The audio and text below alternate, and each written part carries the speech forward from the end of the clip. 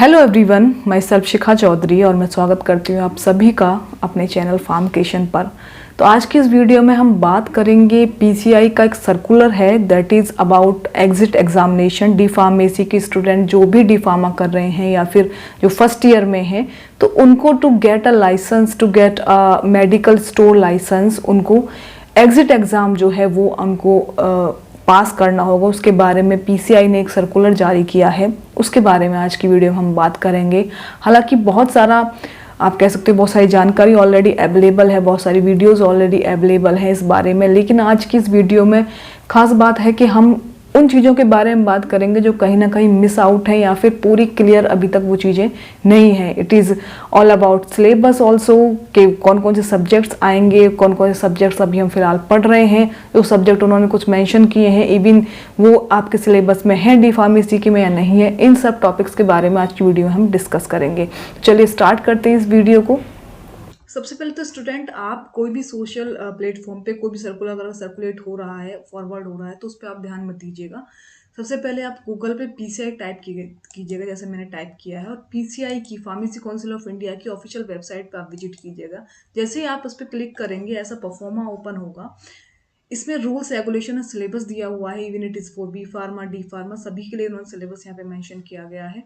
और जो भी सर्कुलर्स हैं, जो भी जानकारी होती है वो यहाँ पर सर्कुलर की एक पोर्शन में वो लोग आपको डिस्प्ले कराते हैं। तो यहाँ पर ये भी चीज, हमारी जो चीजें नहीं है उनको इग्नोर करेंगे। Exit examination for D pharma courses under diploma pharmacy, exit examination regulation 2022, तो इस पर क्लिक करेंगे और जितने भी आप चाहें उतने यहाँ पर देख सकते हैं पब्लिक नोटिस जो भी है। और इसके नीचे भी एक सर्कुलर्स का अलग से ये रन होता रहता है। इस पे जैसे ही हटाएंगे कर्सर, भी आगे की तरफ चलता रहेगा। जैसे ही आप इस पे कर्सर रखेंगे ये वहीं पे स्टे हो जाएगा, तो आप आसानी से पढ़ सकते हैं कि कौन सा सर्कुलर हमारे काम का है, कौन सा सर्कुलर हमको ओपन करके विजिट करना है।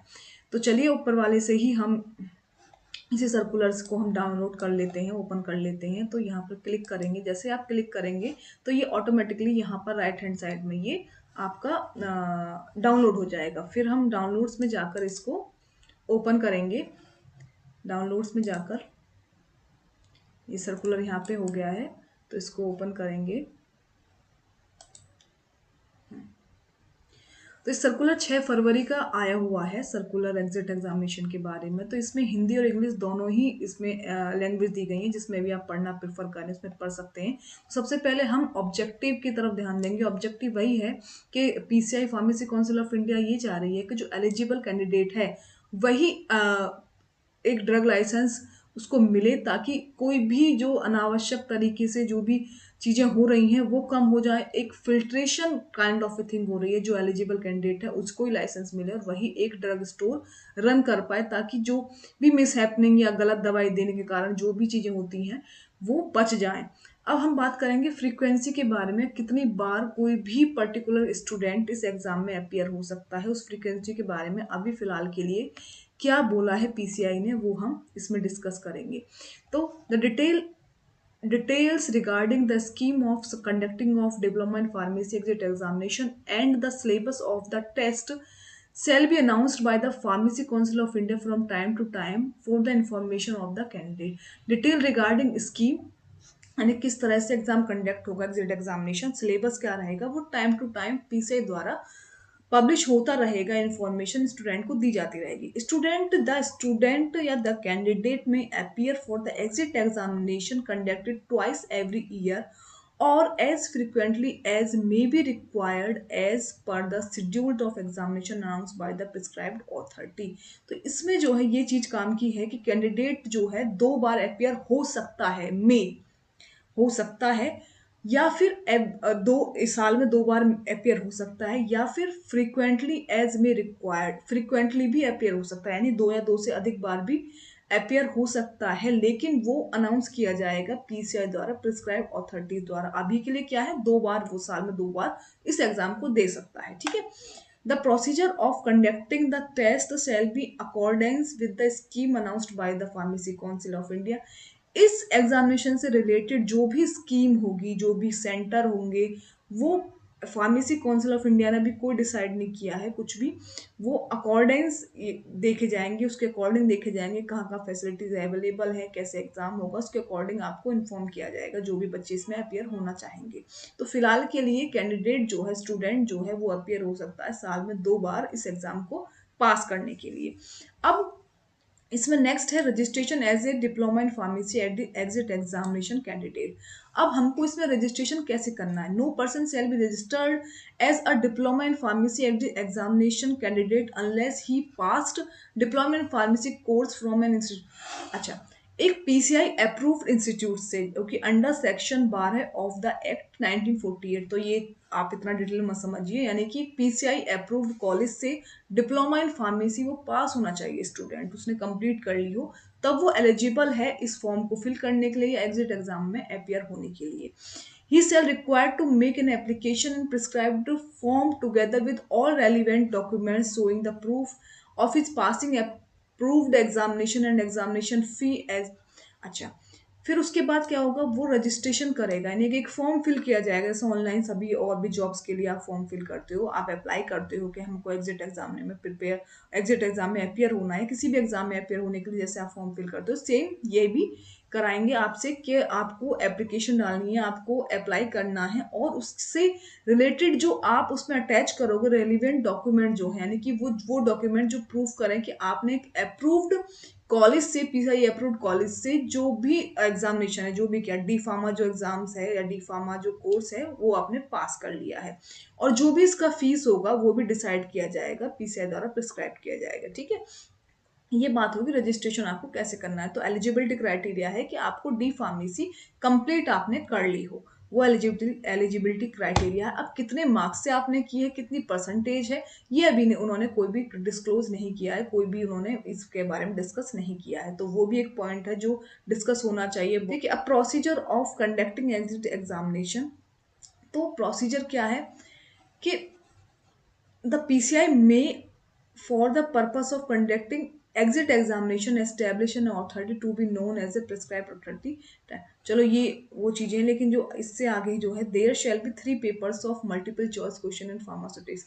ये जो चीजें है, ये वाला जो पॉइंट है, ये सबसे ज्यादा इंपॉर्टेंट पॉइंट है इस पूरे सर्कुलर में, कि 3 पेपर कराए जाएंगे, उसमें मल्टीपल चॉइस क्वेश्चन होंगे। इन्होंने नहीं मेंशन किया है नेगेटिव मार्किंग होगी या नहीं होगी, तो उन्होंने मेंशन नहीं किया है तो इसका मतलब नहीं होगी फिलहाल के लिए। आगे अगर मेंशन करते हैं तो वो बताएंगे कि नेगेटिव मार्किंग होगी या नहीं होगी, तो अब फिलहाल के लिए इन्होंने मेंशन नहीं किया है, तो इसका मतलब ये है कि नेगेटिव मार्किंग नहीं होगी। There shall be 3 papers of multiple choice question in pharmaceutics. 3 paper होंगे, मल्टीपल चॉइस क्वेश्चन उसमें आएंगे, जो कि सब्जेक्ट क्या कवर करेंगे? एक है सब्जेक्ट कवर कर रहा है फार्मास्यूटिक्स, ठीक है, दूसरा है pharmacology, pharmacognosy, pharmaceutical chemistry, biochemistry, hospital clinical pharmacy, pharmaceutical jurisprudence and drug store management. ठीक है, तो इसमें जो सब्जेक्ट्स हैं, जैसे कि फार्मास्यूटिक्स, एक मैं आपको सिलेबस भी ओपन कर लेती हूँ साथ के साथ। तो फार्मास्यूटिक्स जो हम पढ़ते हैं, फार्मास्यूटिक्स हम ऑलरेडी, अगर हम सिलेबस ओपन करें फार्मेसी का, तो सिलेबस में हम फार्मास्यूटिक्स जो है हम पढ़ते हैं आपके, हाँ,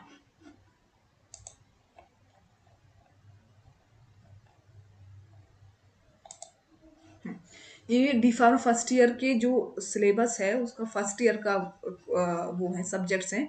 तो फार्मास्यूटिक्स हम पढ़ते हैं इसमें, तो फार्मास्यूटिक्स ओके, ठीक है, तो फार्मास्यूटिक्स हम पढ़ रहे हैं ओके। फार्माकोलॉजी हम किस में पढ़ रहे हैं? फार्माकोलॉजी हम पढ़ रहे हैं आपका डी फार्मा सेकेंड ईयर के सब्जेक्ट्स में, डी फार्मा सेकेंड ईयर के सब्जेक्ट्स में हम पढ़ते हैं फार्माकोलॉजी। तो ये यहाँ पे दिया गया है, ये है फार्माकोलॉजी, तो ये भी ओके है, सब्जेक्ट हम पढ़ रहे हैं। फार्माकोग्नोसी भी हम फर्स्ट ईयर में पढ़ रहे हैं, right, pharmacognosy is also there in first year. अगर हम देखें pharmacognosy in first year, here it is pharmacognosy, right, तो ये भी ओके है। देन फार्मास्यूटिकल केमिस्ट्री भी हम फर्स्ट ईयर में पढ़ रहे हैं, डी फार्मा फर्स्ट ईयर की, उसमें फार्मास्यूटिकल केमिस्ट्री ये हम पढ़ रहे हैं, ठीक है, ये भी ओके है। देन बायोकेमिस्ट्री हम पढ़ रहे हैं डी फार्मा सेकेंड ईयर में, डी फार्मा सेकेंड ईयर में हम पढ़ते हैं बायोकेमिस्ट्री। ये रहा सब्जेक्ट बायोकेमिस्ट्री, जो कि इन्होंने मेंशन किया है बायोकेमिस्ट्री, यहाँ पे बायोकेमिस्ट्री इन क्लिनिकल पैथोलॉजी, इन्होंने सिर्फ बायोकेमिस्ट्री मेंशन किया है। अब वो क्या सिलेबस इसमें देंगे ये अभी तक क्लियर नहीं है biochemistry. Hospital and clinical pharmacy, hospital clinical pharmacy हम सर्च कर लेते हैं कि वो कौन सी उसमें है। आपका हॉस्पिटल एंड क्लिनिकल फार्मेसी भी हम पढ़ रहे हैं डी फार्मा सेकेंड ईयर में, राइट। तो ये सारे सब्जेक्ट ऑलरेडी अवेलेबल हैं। वहीं हम बात करें आगे फार्मास्यूटिकल ज्यूरिस्प्रूडेंस की, फार्मास्यूटिकल ज्यूरिस, तो उसका सिलेबस अगर हम देखें तो ना तो इसमें मेंशन है, इसमें इसके सिमिलर एक सब्जेक्ट दिया गया फार्मेसी लॉ एंड इथिक्स, लेकिन वो उसका जो हेडिंग है वो फार्मास्यूटिकल ज्यूरिस्प्रूडेंस नहीं है। और ऐसे ही फर्स्ट ईयर के सिलेबस में भी अगर हम देखेंगे तो फर्स्ट ईयर के सिलेबस में भी नहीं मेंशन है pharmaceutical juris, pharmaceutical jurisprudence first year के सिलेबस में भी कहीं मेंशन नहीं है।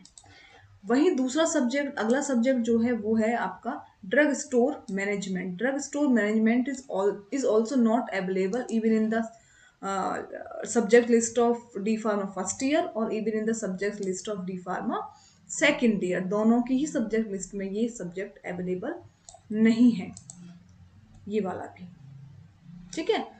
तो ये दोनों ड्रग स्टोर मैनेजमेंट और फार्मास्यूटिकल ज्यूरिस्प्रूडेंस, ये जो करंट सिलेबस जो हम पढ़ रहे हैं उससे जो प्रीवियस सिलेबस था उसमें ये सब्जेक्ट्स थे।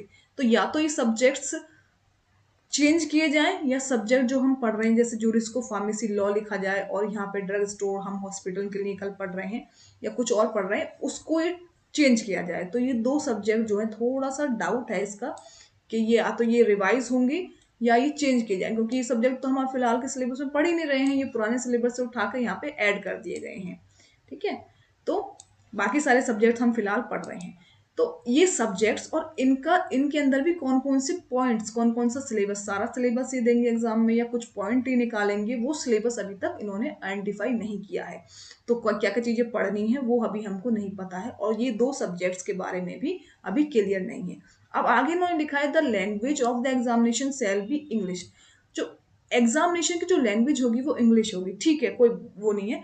लेकिन BT board of technical education के बहुत सारे कॉलेज ऐसे हैं जहाँ पे डी फार्मेसी हिंदी में कराई जाती है, और इन्होंने जो सर्कुलर जो पब्लिश किया है वो सर्कुलर भी इवन इन्होंने दोनों लैंग्वेज में पब्लिश किया है। तो अगर सर्कुलर ही इन्होंने दोनों लैंग्वेज में पब्लिश किया है तो ये ऐसा क्यों कह रहे हैं कि भाई इंग्लिश में ही सिर्फ पेपर होगा, जबकि बोर्ड ऑफ टेक्निकल एजुकेशन के बहुत सारे एफिलेटेड कॉलेज जो हैं उनमें डी फार्मा हिंदी में कराया जाता है।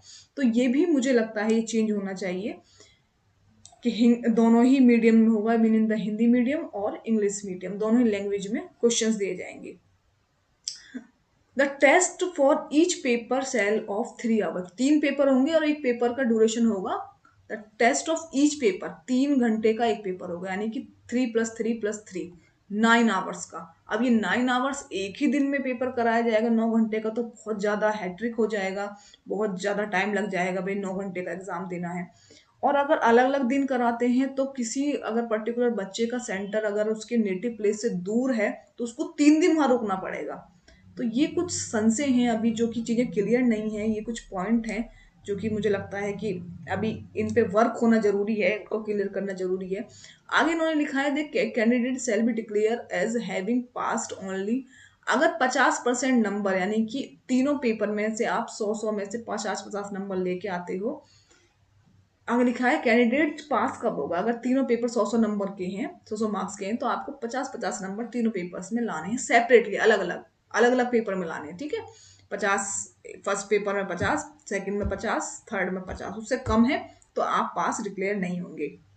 अब candidate shall have to pass all the 3 papers in same attempt, however there shall be no restriction on the number of attempt appear in the examination। अच्छा, इन्होंने यहाँ पे लिख दिया है कि कोई भी रेस्ट्रिक्शंस नहीं होंगी कि नंबर ऑफ अटेम्प्ट्स आप कितने बार अपियर हो रहे हो। कैंडिडेट को पास करने हैं तीनों पेपर सेम अटेम्प्ट में, ये नहीं है कि आपने साल में 2 बार आपको पेपर देना, मान के चलो तो पहले अटेम्प्ट में आपने कोई 2 पेपर पास कर लिए, फिर साल के सेकंड अटेम्प्ट में आपने वो तीसरा पेपर पास कर लिया, नहीं, तीनों पेपर अगर आपने एक बार में तीनों पेपर अटेम्प्ट किए हैं और पास किए हैं तभी आप पास डिक्लेयर हो गए। ऐसे नहीं है कि एक में कभी एक पेपर पास कर लिया फिर दूसरा पेपर पास कर लिया, एक ही अटेम्प्ट में अगर आपका एक दिन पेपर पड़ा है, तीनों पेपर उसी दिन हो रहे हैं, तो वो तीनों पेपर आप क्लियर करते हो तभी आप पास डिक्लेयर हो पाओगे। A candidate of eligibility for environmental practice shall be issued by to the successful candidate which can be prescribed from the state pharmacy।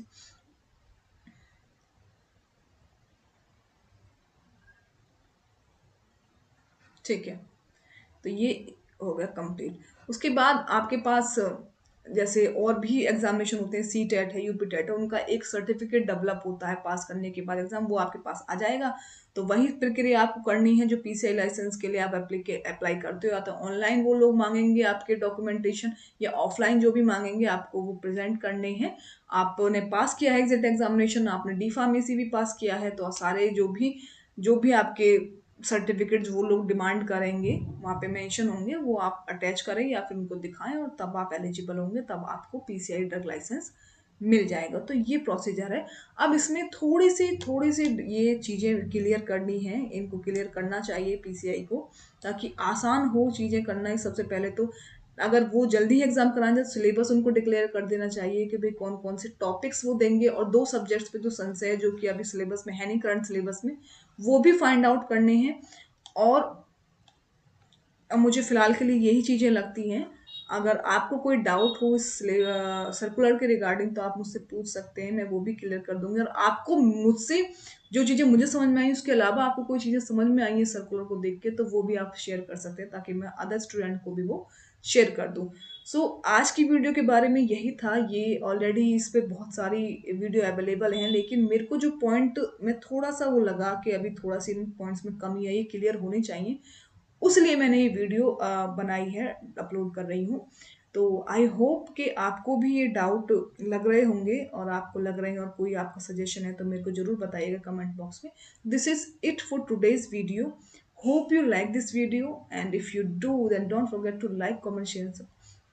इसके अलावा जैसे इन्होंने कुछ ना कॉमन सब्जेक्ट हैं, जैसे फार्मास्यूटिक्स जो है वो हम फर्स्ट ईयर में पढ़ रहे हैं, डी फार्मा, फार्माकोलॉजी हम सेकंड ईयर में पढ़ रहे हैं, डी फार्मा की, फार्माकोलॉजी जो सिंगल सब्जेक्ट्स हैं, इन पे हम क्लासेस स्टार्ट कर सकते हैं। इनके सिलेबस को लेकर हम कुछ कुछ चीज़ें पढ़ना स्टार्ट कर सकते हैं। तो इसके बारे में, एग्जिट एग्जामिनेशन की प्रिपरेशन के बारे में मैं वीडियो जल्दी स्टार्ट करेंगे। हम एक सीरीज स्टार्ट करेंगे जिसमें हम डिस्कस करेंगे टॉपिक्स के बारे में, मल्टीपल चॉइस क्वेश्चन से मैं आपको बताऊंगी, आपसे सॉल्व कराऊंगी, या फिर हम सॉल्व करेंगे उन वीडियोस में। बेसिकली अभी हमारे पास कोई परफॉर्मर नहीं है, कोई सैम्पल पेपर नहीं है, फर्स्ट टाइम ये एग्जाम होगा, तो हम ये भी श्योर नहीं है कि किस तरह के क्वेश्चंस वो देंगे। लेकिन फिर भी जिस तरह से क्वेश्चंस और एग्जाम्स में आते हैं, फार्मासिस्ट के एग्जाम्स में आते हैं, या और एग्जाम जो गवर्नमेंट जॉब के लिए होते हैं, वहां से कलेक्ट करके क्वेश्चंस, या फिर मैं खुद ही डेवलप करके क्वेश्चंस, हम वो एक practice session kind of videos upload किया करेंगे। और उम्मीद है कि वो आपको वीडियो हेल्प करेंगे, आपको वीडियो पसंद आएंगी। तो इसी के साथ आज की वीडियो में इतना ही। उम्मीद करती हूँ कि आपको ये वीडियो हेल्पफुल लगी हो, आपको जो भी डाउट्स हैं या भी जो भी चीज़ें हैं वो आपको भी समझ में आई हो कि ये चीज़ें क्लियर होनी चाहिए। So this is it for today's video. Hope you like this video, and if you do, then don't forget to like, comment, share, subscribe to my YouTube channel. Thank you for watching it, and thank you for giving so much support to this channel. Thank you very much.